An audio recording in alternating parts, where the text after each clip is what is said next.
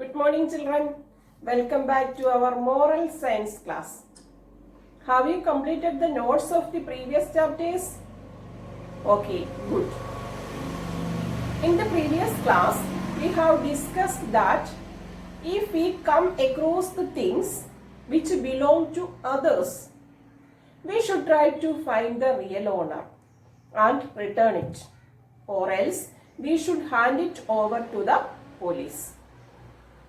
So today we are going to study the next chapter, chapter 4, we should not be jealous. Chapter 4, we should not be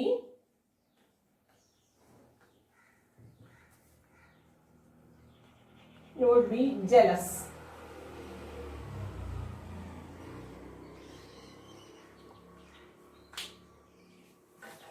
So jealousy. Jealousy means അസൂയ. നമ്മൾ ഒരിക്കലും മറ്റുള്ളവരുടെ കഴിവിൽ അസൂയപ്പെടരുത്. Jealousy is very bad for human beings. We should not be jealous with anyone because once we get jealous with anyone, it is a fault. It is not a good quality. If we want to success in our life, then we should not be jealous with others. We should work hard. Then we should achieve our ambition. Okay? Here is a story for you. Are you ready? Okay. So all of you please open your moral science textbook, page number 30. First I read the text. Then I explain it. So you listen it carefully. So first paragraph. In a certain village, there lived a girl who was very jealous. Whenever she saw another girl dance, she would say, "Is that dancing? I can dance much better than her." But no one had ever seen that girl dance. ഒരു ഗ്രാമത്തിൽ ഒരു പെൺകുട്ടി ജീവിച്ചിരുന്നു. അവൾക്ക് മറ്റുള്ളവരോട് എപ്പോഴും അങ്ങ് അസൂയായിരുന്നു. അസൂയാലുവായ ഒരു പെൺകുട്ടിയായിരുന്നു അത്. അവള് ഒരു ദിവസം ആ ഗ്രാമത്തിൽ തന്നെ മറ്റൊരു പെൺകുട്ടിയുടെ ഡാൻസ് കണ്ടപ്പോൾ അവള് പറഞ്ഞു, "ഇതാണോ dance?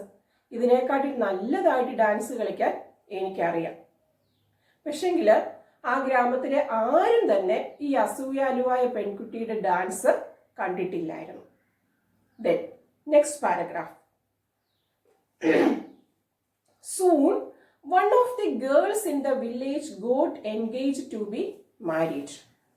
The village women and girls went to her house to sing and dance, as was the custom.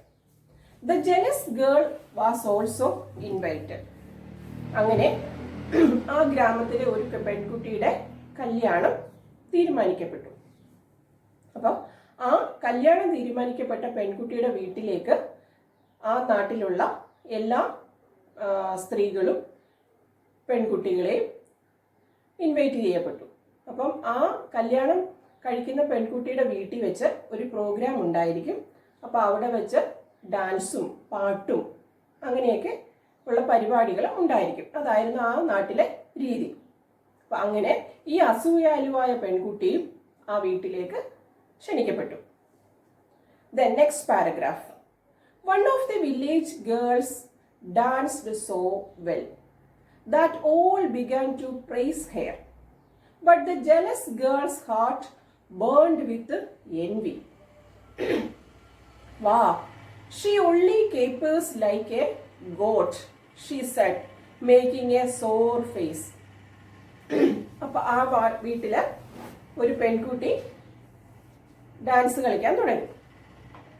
അപ്പോൾ ആ കുട്ടിയുടെ ഡാൻസ് കണ്ടിട്ട് മറ്റുള്ളവരെല്ലാം തന്നെ അവളെ പ്രശംസിച്ചു. നല്ല രീതിയിലായിരുന്നു ആ കുട്ടി ഡാൻസ് കളിച്ചത്. അപ്പം ഇത് കണ്ടിട്ട് ആ കുട്ടിയുടെ ഡാൻസും മറ്റുള്ളവരുടെ പ്രശംസയും എല്ലാം കണ്ടിട്ട് നമ്മുടെ ഈ അസൂയാലുവായ പെൺകുട്ടിയുടെ ഹൃദയം ഈ അസൂയ കൊണ്ടങ്ങ് തിളച്ച് മറിഞ്ഞു.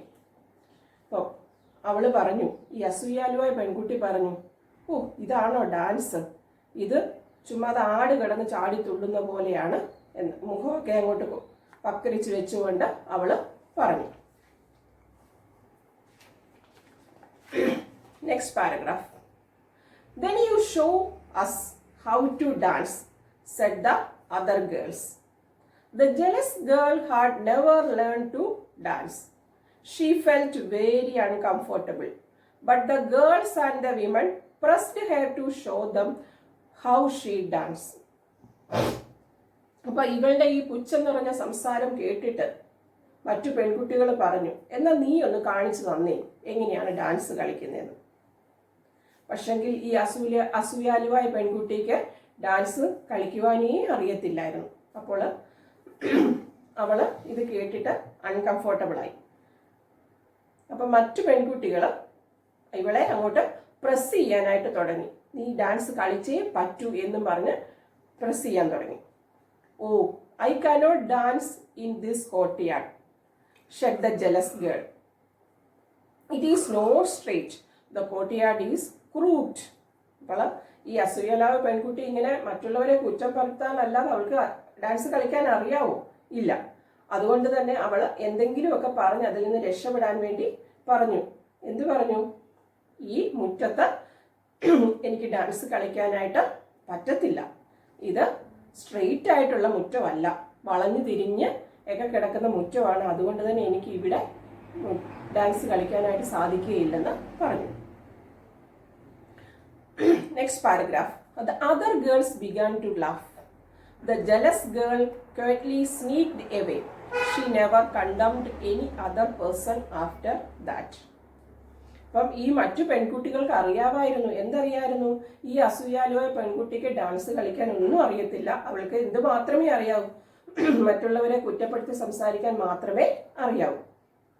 അപ്പൊ ഇവള് ഈ ഇതിൽ നിന്ന് ഒഴിയുന്ന, ഈ മുറ്റത്തെ കുറ്റം പറഞ്ഞ് ഇതിൽ നിന്ന് ഒഴിയുന്ന കണ്ടിട്ട് മറ്റുള്ള പെൺകുട്ടികൾ ചിരിക്കാൻ തുടങ്ങി. അന്ന് ആ സമയം നോക്കി എന്ത് ചെയ്തു? നമ്മുടെ ഈ അസൂയാലുവായ പെൺകുട്ടി പതുക്കെ പമ്മി അവിടുന്ന് രക്ഷപ്പെട്ടു.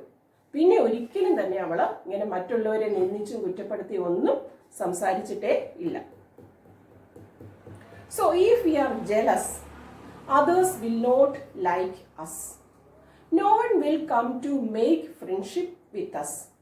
We need to appreciate the talents of others. Everyone is blessed with many talents. The good students should always encourage and support the talent of others. They should never feel jealous. We need to be happy always by thinking about the goodness of others. So, നമ്മൾ ഒരിക്കലും തന്നെ മറ്റുള്ളവരിൽ അസൂയപ്പെടരുത്. അങ്ങനെ നമ്മൾ അസൂയപ്പെട്ട് കഴിഞ്ഞാൽ ആരും തന്നെ നമ്മളുടെ സ്വഭാവത്തെയോ നമ്മളെയോ ഇഷ്ടപ്പെടത്തില്ല. നമ്മളോട് കൂട്ടുകൂടാനായിട്ട് ആരും തന്നെ തയ്യാറാകത്തില്ല. അതുകൊണ്ട് തന്നെ നമ്മൾ എന്ത് വേണം? മറ്റുള്ളവരുടെ കഴിവിൽ അവരെ അപ്രീഷിയേറ്റ് ചെയ്യണം, അവരെ നമ്മൾ അഭിനന്ദിക്കണം.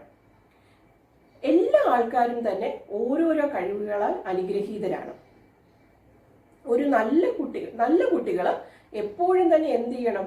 മറ്റുള്ളവരുടെ ടാലന്റിനെ അല്ലെങ്കിൽ അവരുടെ കഴിവിനെ സപ്പോർട്ട് ചെയ്യുകയും പ്രശംസിക്കുകയും ഒക്കെ ചെയ്യണം. ഒരിക്കലും മറ്റുള്ളവരുടെ കഴിവിൽ നമ്മൾ അസൂയപ്പെടരുത്. നാം മറ്റുള്ളവരെ നന്മയെ അംഗീകരിച്ചാൽ മാത്രമേ നമുക്ക് എപ്പോഴും സന്തോഷമായിട്ടിരിക്കാനായിട്ട് സാധിക്കും. So the moral of this chapter is, so children, നാം ഒരിക്കലും മറ്റുള്ളവരുടെ കഴിവിൽ അസൂയപ്പെടരുത്. ഇപ്പോൾ നമ്മളുടെ ക്ലാസ്സിലെ എല്ലാ കുട്ടികൾക്കും ഒരുപോലെ ഫുൾ മാർക്കൊന്നും വാങ്ങിക്കാനായിട്ട് പറ്റത്തില്ല. അപ്പോൾ ഫുൾ മാർക്ക് കിട്ടുന്ന കുട്ടികളോട് നിങ്ങൾക്ക് ഒരിക്കലും അസൂയപ്പെടരുത്. അവരെ നിങ്ങൾ അപ്രീഷിയേറ്റ് ചെയ്യുക. ഓരോ കുട്ടികളും വ്യത്യസ്തരാണ്. അതുകൊണ്ട് തന്നെ അവർക്കുള്ള കഴിവുകളും വ്യത്യസ്തമായിരിക്കും. ചിലപ്പോൾ ചില കുട്ടികൾക്ക് സ്പോർട്സിലായിരിക്കും കഴിവ്, ചിലർക്ക് പാട്ട് പാടാനായിരിക്കും, ചിലവർക്ക് ഡാൻസ് കളിക്കാനായിരിക്കും, ചിലർക്ക് ചിത്രം വരയ്ക്കാനായിരിക്കും, മറ്റുള്ളവർക്ക് പെയിൻറ്റിങ്ങിനായിരിക്കും. അങ്ങനെ എല്ലാവരും തന്നെ ഓരോരോ കഴിവുള്ളവർ ആയിരിക്കും. അതുകൊണ്ട് തന്നെ നമുക്കുള്ള കഴിവിൽ അഭിമാനിക്കുക. ഹാർഡ് വർക്ക് ചെയ്യുക. അന്തിമ വിജയം നിങ്ങളെ തേടിയെത്തും. Okay, thank you.